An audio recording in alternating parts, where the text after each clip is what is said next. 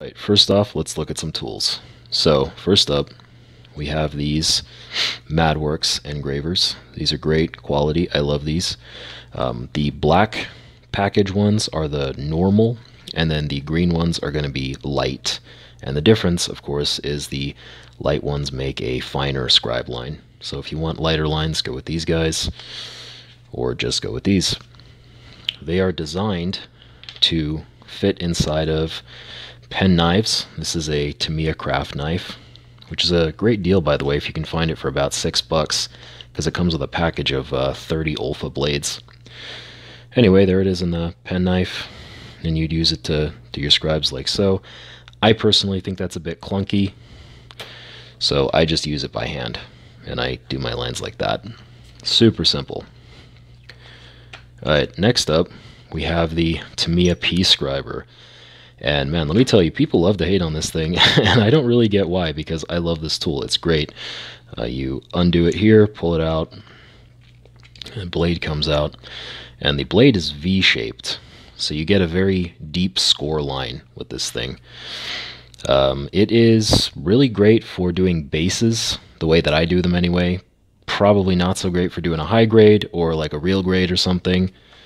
In that case, you definitely want to use the Madworks. And then lastly, for the cutting implements, we have just a regular hobby knife. Yes, you can scribe with this thing, believe it or not. Right, let's get down to it. So, I got my piece of styrene here with my 3-line break drawn on it. I just did that with a ruler, very simple. I measured out equal distance on both sides, and then just drew a parallel line between them.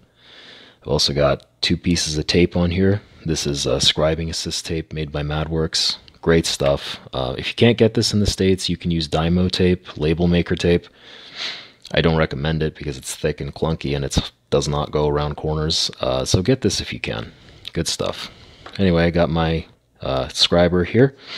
Just going to take it in my hand. I'm going to put the blade of the scriber right on the end of where it's going to meet the parallel line. And I'm just going to pull. And I'm going to do this about 3 times. Depending on how deep you want your line, you may want more or less. You can see the plastic on the edge of the blade there. So flip this around, do this side.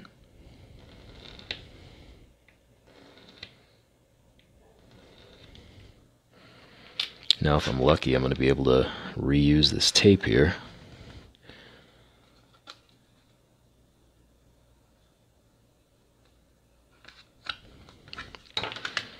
There we go. And we're going to use the same method. Line up there all the way down to the edge over here.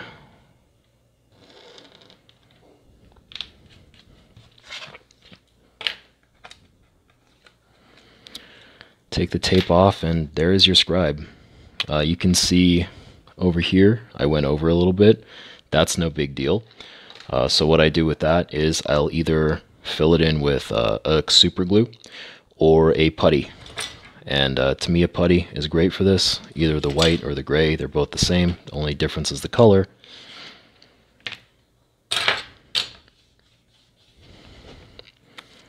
Yeah, let's take a look at this guy.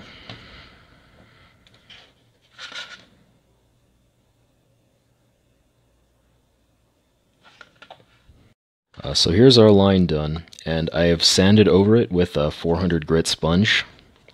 Great also. I think you can get these in a 5-pack for about $5. Great stuff. I recommend having like 10 of these at your house. But yeah, just go over this. Real simple, real soft, real smooth. Don't press too hard, and you can run your finger over it to feel if you get the lines unified properly. If you've got some problem areas, you can use the Tamiya extra thin cement, and you'll drop it on top of the line just like you're doing a panel line with this stuff, the panel line accent. So let me get this cleaned up, and we'll throw some wash on it, see how it looks. So here are the results. I think it came out pretty nice, honestly, for the amount of time it took me. So this line in the center right here is the standard Madworks. This line over here is the light Madworks, and this thicker line over here on the left is the P-Scriber. Let's move on to a part. So here's just a scrap shoulder that I've got. And when you're planning your scribes, one thing that's kind of important to do is you want to match the lines to existing lines on the surface. That's going to create a nice sense of symmetry, as opposed to something like this, which that doesn't really line up with anything. It's just kind of off in the middle of nowhere. But if you kind of follow the symmetry of the part, follow the geometry of the part, it's going to look pretty nice. Let's stick some tape on this. Right, same concept here. I'm going to go slow, do about 3 passes, and try to get this to meet up.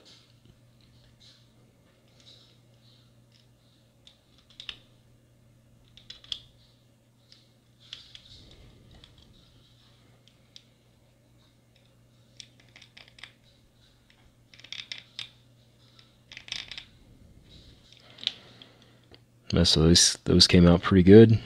Take one of these off, and let's try to link them up.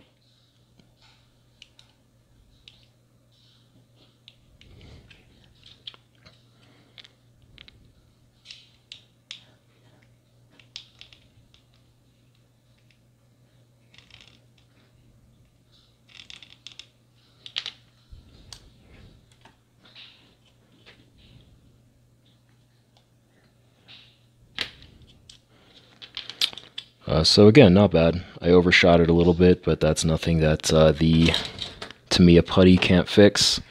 And that's one thing you're going to really learn about scribing as you do it, is it never comes out perfect. You're always going to have to fix that overshoot. So it's not a big deal. It's pretty good. And one last thing, that is going to be scribing on a curved surface. And to do this, I recommend, this is made by Tamiya, I believe. It is a flexible tape.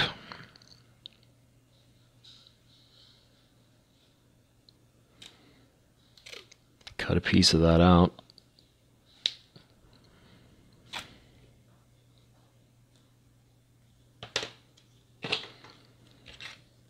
And you'll be able to kind of match the curvature of the spoon. So, quick and dirty, not perfect, but you can see there that is definitely going to give you a curved line instead of a straight one. And now we're going to go super slow and very, very little pressure on the first pass. You're basically just making a pilot cut across the piece.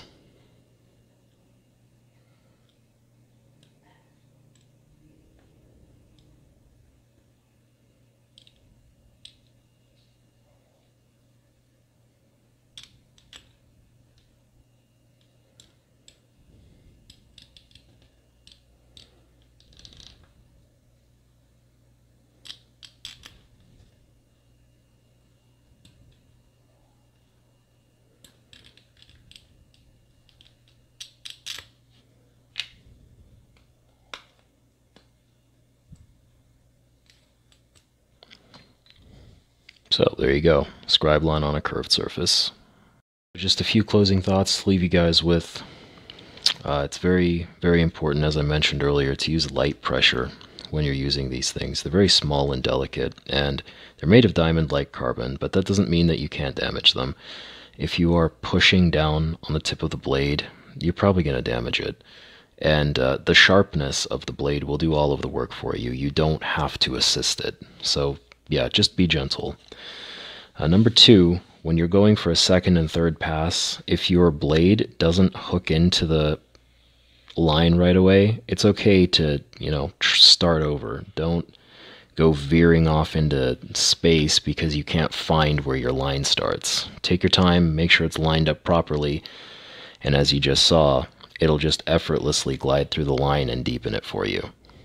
All right, and number 3 is always draw out what you're going to do first. So, if I want to do this, and then it goes there and like that, that may look great, but when you look up close, it's all crooked, and yeah, it just looks terrible. So make sure to take your time, draw everything out, use straight edge tools to make it happen, and just practice, because this is really an artistic thing. So the only way you're going to get better at it is by doing it. So thanks for hanging out with me, guys. I hope this tutorial helped you a little bit. Would help us out a lot if you like, comment, subscribe on this video, share it with a friend, and we'll make more of them for you. Let me know down in the comments what you guys want to see, and I will do my best to get it out for you. Peace.